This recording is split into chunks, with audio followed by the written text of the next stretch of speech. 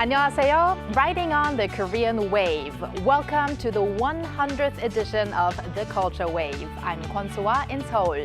Explore with us Korea's culture from all aspects and stay up to date with K-entertainment, K-trends, K-fashion, K-everything. And before you know, you'll be booking your flight to Korea.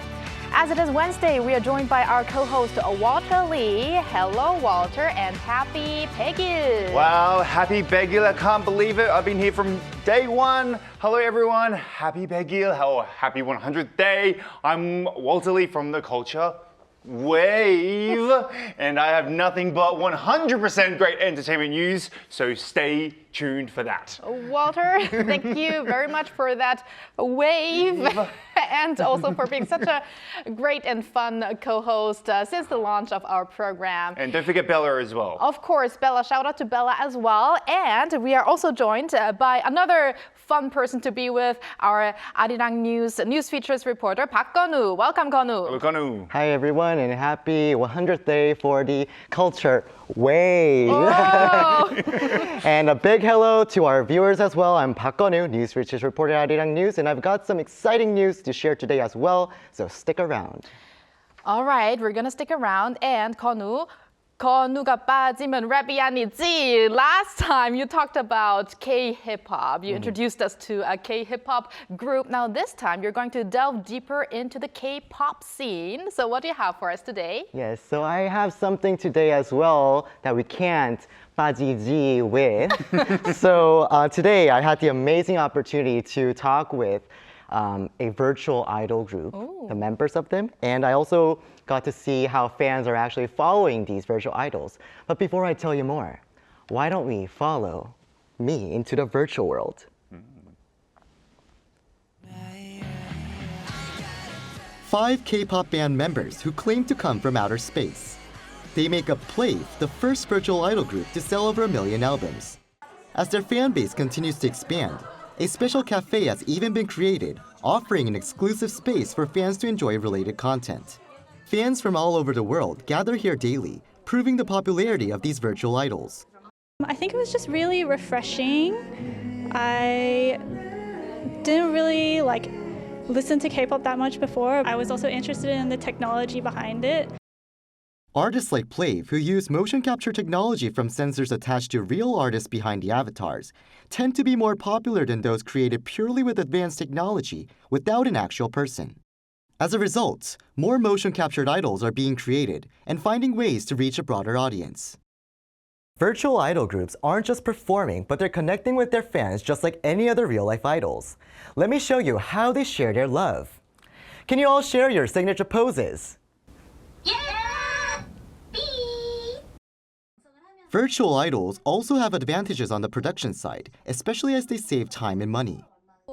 They don't need travel time or large entourage during tours, and since they're not real people, the risk of mistakes is minimized. Investment costs are much lower compared to real artists, especially in areas like appearance management. The virtual artist market is growing rapidly, and one research firm predicts it'll grow tenfold by 2028 compared to 2021. Virtual idols are based on animation and subculture, which makes it somewhat difficult to connect with the mainstream audience at first. But if they continue to share their humanity with their own stories included in their music-making efforts, they could gradually break through and become more accepted. He also said virtual idols with humanity traits are similar to real K-pop idols in terms of their appeal to the audience, meaning the K-pop scene would be able to continue expanding, breaking beyond reality. These idol groups are virtual, but their popularity really seems to be real, for real. And I remember that Plave actually recently, they were the first virtual artists to enter the Billboard Global 200 chart. So that's how real the popularity already is. Yes, and I believe your coverage of this has just made me fanboy over this whole new virtual world that I can be a part of. I can't wait to see more and more virtual groups. But can you tell us a little bit more about these virtual group idols? Of course. So if you're willing to fanboy over Yes. these idol groups, the first one would be Plave, which you already will be very familiar of. It's because the fan culture I witnessed at the Plave Cafe that I visited, it looks so much fun with all the fans, sharing information and merchandises with each other. And it's not just that, and as you might already expected, their concerts are incredibly popular, as their tickets were sold out within 10 minutes. Wow. But as I'm sure you're all familiar with Play, I want to share some other idol groups as well. The one that I interviewed with, Pris V, they actually sent a special message just for our viewers. So why don't we first take a listen? Hello, Arirang TV viewers. This is Praise V. We've got a lot of exciting things coming up, so stay tuned and please show us your love and support. We truly appreciate it. Thank you. 감사합니다. Thank you. So that was a lovely message from Pris V, who are preparing for their new release this April. Also, there's a boy band called Ionit that will be releasing a new digital single next week. Now, seeing this interview, it makes me wonder whether our AI anchor Adi could one day interview them, having an a virtual anchor and virtual groups, K-pop groups. Maybe Ari could be a virtual K-pop idol herself and, become... Maybe. Oh, I hope she's not going to leave us, though. Yeah, she could do two jobs at once, I think. Good But, answer. but it begs the case, though, I guess now with AI taking over many jobs, could, the rise of virtual idols actually be a bad thing for K-pop trainees? So I think it's a very interesting topic to talk about. And I'll actually, talk this with my trainee friends as well. And one expert I spoke to said this can actually be a new opportunity instead of a threat for the trainees. So take a listen. The K-pop idol market is dominated by appearance and the endless pursuit of youth, constantly seeking replacements. So, if the idol trainees are tired of the system or can't express their strong musical philosophy due to various practical constraints, becoming a virtual artist can certainly be an opportunity.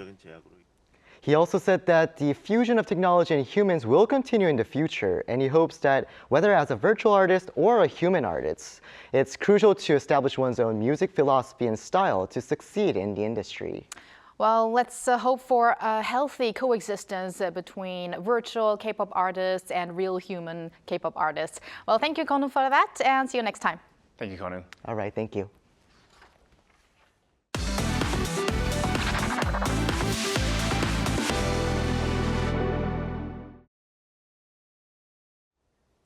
And now it's time for our daily dose of K-Enter News with Walter Lee. Walter, today we're going to start off with Blackpink's Jennie. Yes, so I told you we have nothing but 100% of the best entertainment news, keeping with our 100 theme today for you. And I'm starting off with Queen J. I've called her Queen J for a reason. I'm talking about Jennie and her recent release now. It's a toss-up, extra L, extra large. In the song, she says extra large. In the title, it's extra L. You call it what you want. But this marks her 4th time Jennie has had a solo track enter the Billboard's main singles chart, the Hot 100. Now, this comes as we count down to the release of Ruby, which is Jennie's first solo album since her debut as a Blackpink member, and there are only 2 more days left until we get to see the full album, as it will be released worldwide on March 7th. Now, in this album, Jennie plans to showcase a diverse range of music that reflects her identity, collaborating with renowned musicians, and with the releases of so far the music such as Mantra and Love Hangover, we've definitely seen a range of her, let's say, voice and musical talent. Looking forward to the full-length album, but she's not the only one in the Hot 100, I heard. Yeah, staying with the Hot 100, according to Billboard, my boy Jimin and his title track Who from his second solo album, Muse, ranked in at number 33 on the Hot 100, climbing 11 spots So if you do the mathematics, that's up to number 33. He was number 44, who has now spent 31 weeks on the chart, tying with the record set by Psy's Gangnam Style back in 2012. Now, the only K-pop song to chart longer than Who and Gangnam Style on the Hot 100 is, you guessed it, Dynamite by BTS. So what's interesting is, will Jimin top his own band when it comes to the Hot 100? That will be interesting. Interesting indeed. So congratulations to both Jennie and Jimin and for keeping alive our theme of 100. Yes. And now we're going to stay with K-pop and move on to a boy group that is set to entertain the stages in Japan and beyond. Yes, that's true. So boy group ENHYPEN will hold 4 concerts for their ENHYPEN World Tour Walk the Line in Japan Summer Edition at Tokyo's Ajinomoto Stadium on July 5th and July 6th, and Osaka's Yanmar Stadium in Nagai on August 2nd and August 3rd. Now, from November 2024 to January 2025, ENHYPEN successfully completed a 3-dome tour in Japan, performing at Belluna Dome in Saitama, Fukuoka PayPay Dome, and Kyocera Dome in Osaka. Now, in June, ENHYPEN will take the stage at the Mangala National Stadium in Thailand's largest concert venue. And in April, the group will perform at the Coachella Valley Music and Arts Festival, which is the largest music festival in the US. Wow, it sounds like a very busy and exciting schedule for them. And good luck to them as well. Now, Yes. last but not least, we're going to delve into K-animation. Yes, very interesting movie, K-animation. We're talking about Exorcism Chronicles The Beginning, which was released on February 21st. It has surpassed 300,000 viewers as of the morning of Tuesday, March 4th. The animated prequel, Exorcism Chronicles The Beginning, explores the origins of the protagonists taking a different path from the original storyline. It unveils how the disgraced ex-priest Father Park and vengeance-driven martial artist Hyun-am and gifted young shaman Junhoo unite to form an unlikely team. Now, it is based on the fantasy novel of the same name, which sold over 10 million copies and amassed over 230 million online views. Remember, Walter, we talked about how occult movies have been very popular recently. Yes. So I guess that also goes for occult K-animations, because we had Pamyo, for instance, or Exuma that was just as big. Yes. Well, thank you very much, Walter, for those K-Enter news, and stick around. I will do. And now we go over to our AI anchor, Adi, for more culture-related news. Hello and welcome to your AI guide to the latest cultural updates from Korea. Here's our top story. The 95th Chunyang Festival will kick off next month in Namwon City, Jeollabuk-do Province. Rooted in the tale of Chunyang, a Joseon-era story of love and devotion, the festival has been one of Korea's most iconic traditional cultural celebrations since its inception in 1931. This year's festival will feature 100 programs symbolizing its century-long legacy, blending tradition with modern trends. Highlights include Korea's oldest beauty contest, the Miss Chunyang pageant, along with dance and music performances and a food fair featuring local specialties. Last year, the festival drew over 1.2 million visitors.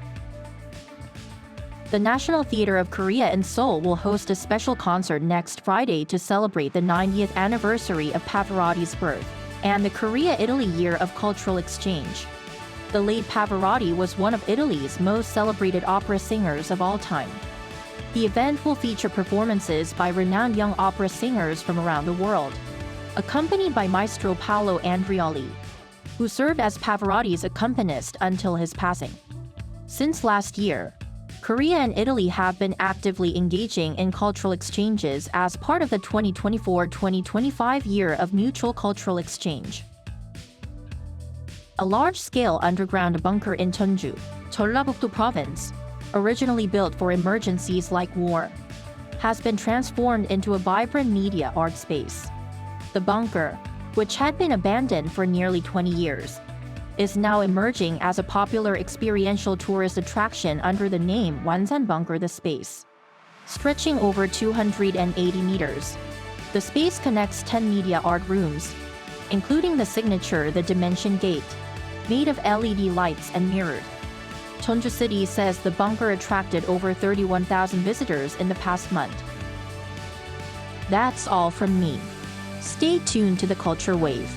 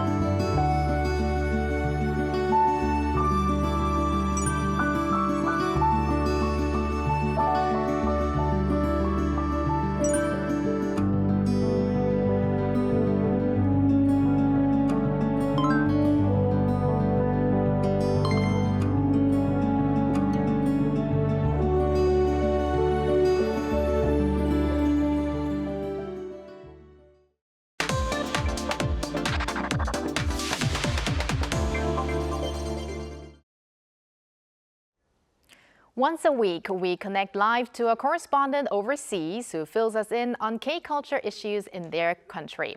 Now today we will talk about K-fashion, which has been expanding its presence in the global fashion market, including in Australia. We are now connected to our K-correspondent, fashion writer Alexandra Fayem in Australia. Hello, Alexandra. Hello, Alexandra. Hi, lovely to be here. Thanks for joining us. Now, Alexandra, can you please first off tell us a little bit about yourself as well as your interest in Korea? And also, we heard you were quite surprised by Koreans' passion for fashion. So tell us a little bit about that. Well, I have been interested in fashion for as long as I can remember, specifically fashion history, but also emerging trends and what everyone is wearing. So I've always been quite in touch with what's going on. So honestly, I'm not surprised by Korea's passion for fashion. I think that Korean style, the influence of beauty, fashion, and culture is so immense, innovative, and something that I think the West hasn't seen before. So it's quite surprising for a lot of people that there's this emergence of this sort of secret underground culture that maybe they hadn't heard of, but it is so powerful and so influential. So it's been amazing to see it rising up over the last few years. So now we want to talk about Australians and K-fashion, Australians and fashion first. So Walter, I want to ask you first. Yes. When you were in Australia, were you into fashion? And also, did things change for you when you came to Korea? Absolutely not. When I was in Australia, I used to wear singlets, short shorts, and thongs, or we call them thongs, but they're called flip-flops. So I had zero interest in fashion, but now it's different. It's different, I Yes. see. Okay, well, now let's ask the expert, Alexandra, in general. Are Australians big fashion lovers or not? And also, where do they do their shopping? Well, that's quite a big question because Australia is such a huge country. And so every city has its own take on what they think is fashionable. I'm from Melbourne, so we take our fashion quite seriously. A lot of people don't care, but those that do really, really do. And within each city, every suburb, which is the small pockets of each city, they have their own style as well. So we've really developed something distinctive in this country. Because we're so far away, it takes a long time for the fashion trends to come to Australia. So we've had to rely on ourselves to sort of create something. But we do have a lot of influences from Korean fashion that maybe people don't realize. Particularly in Melbourne, we love a lot of streetwear. So we love oversized jumpers and hoodies, sweatshirts, big puffer jackets, tracksuit pants, that sort of thing, a lot of black. Melbourne wears a lot of black as well. So we have got our own distinctive style, but we have a lot of influences from around the world. So, yeah. And continuing with that influence, especially the K-fashion influence, as the Korean wave is spreading worldwide, K-fashion is also gradually taking over. So as a fashion writer, do you really see this happening around you? Oh, absolutely. So in Melbourne, we're very much a fashion-forward city. We love shopping. And so if you go to some of the big places where we like to shop, like the city, the CBD, and in shopping centers like Chadstone, you're going to see a lot of Korean brands coming through. One shop that just opened up in Chadstone was Gentle Monster, and it blew me away because I've never seen such an immersive and incredible exhibition as that shop front. You know, there's incredible artwork there that people will just stop and stare. And it's something that we've never really seen before. So this is the sort of thing that I am expecting to see more in Australia. And especially as Korean pop culture, fashion, music, and beauty is continuing to grow in popularity, really brands and people have no choice but to see it and to embrace it because it's incredible. Why wouldn't you want to embrace it? I completely agree with you. As a guy from Brisbane, we are the least fashionable people out of the three big cities. So how popular is K-fashion in Australia, and through which routes are Australians exposed to Korean fashion, do you think? Well, obviously we have this massive explosion of social media. So TikTok, Instagram, even like YouTube, just watching film clips and influencers that explore different styles have really, really influenced what we see today. And then obviously you're going to get the big ones like Blackpink, you're going to have New Jeans. They completely dominate not only the everyday fashion world, but also luxury fashion. So you see people like Rosé, who I know is from New Zealand, but was raised in Melbourne and did go to my high school. So we have a connection. But you'll see a lot of K-pop idols like Rosé and Jennie and Lisa that are just dominating every single aspect of the world and, well, in terms of pop culture. And so it's natural to see it in fashion as well. So the more people are exposed to things like that on Spotify, TikTok, even on TV and film, we're seeing a lot of actresses coming out of the K-pop scene. It's just all influencing the way people want to dress, how they see themselves. And of course, they want to mimic that style. Who wouldn't want to look like Jennie? Seriously. Right. I completely understand that. And I know that like brands like H&M as well as, Uniqlo, they're all very popular within all the cities now. But how well are Korean fashion brands and known in Australia? And what are some of the unique features that make them so popular? Yeah, so in Melbourne particularly, in the city, we have a lot of little boutiques that are popping up in Melbourne Central. They've been around for a long time, and I can't name them all off the top of my head, but I could see them in my head because there are so many of them, and they all have their own unique and distinctive style. So that just is something that we don't really see here because there are so many brands like H&M and Zara and mainstream brands that sort of dominate everything. But then you'll see some extra brands coming through, like Rock, which is a massive influence in Melbourne specifically. There are some suburbs where people dress in a very quiet luxury aesthetic. So that brand is very influential, and they may not realize it, but other brands will take designs from everywhere, including Korean fashion as well. And then you have street style, and you have a lot of street wear that is incredibly influential in Australia. And then you'll also have brands like Gentle Monster, which are a bit more of an avant-garde, a little bit more of a luxury brand. But because they've just come crashing in and they are disrupting what we've seen before, it's just, I'm going to expect to see a lot more brands like that popping up. And they'll be really popular too, because people are excited to see something new, something fresh. And yeah, I think Australia is definitely going to be taking a big front class seat on the Korean fashion train. Right. And Alexandra, you touched upon this before, but let's talk about those idols. Many young Australians are said to be influenced by the K-pop idols fashion, and many of the K-pop idols also are active as fashion brand ambassadors in many cases for luxurious brands. So how do you assess this trend, and how much influence do they have on the fashion industry, you say? They do have quite a big influence on the fashion industry. As I've been saying, the last few years, the influence of K-fashion, K-pop have really started to bubble. And it was quite underground for a long time, but now it's hit the mainstream. So you are going to see a lot of designers like Dior and like Saint Laurent and Tiffany & Co. that have typically never really gone too much into the pop culture side of things. Really, they've done it more recently, but now they're really pushing into other markets as well. So K-pop is obviously the best choice because there are so many beautiful people with incredible style that they can use, that they can have as the face of their brand, and that are loved by a lot of young fans. And I think that targeting young fans is a really important thing when it comes to these luxury brands because they are quite expensive. It's going to be hard for young people to buy them because they don't have disposable income. But if they see someone that they love, like Rosé wearing a beautiful Tiffany & Co necklace, they're going to aspire to be like that. So maybe they'll save up and try and buy a piece of jewelry or something like that. And sunglasses and beauty and things that are a little bit more accessible are also really, really fantastic moves for stars like in idols from the K-pop scene to feature as the face of a brand. So you're going to be more likely to see a beautiful pair of Chanel sunglasses or something on a person down the street than a full head-to-toe Chanel outfit. So this is the sort of thing we're going to see more often.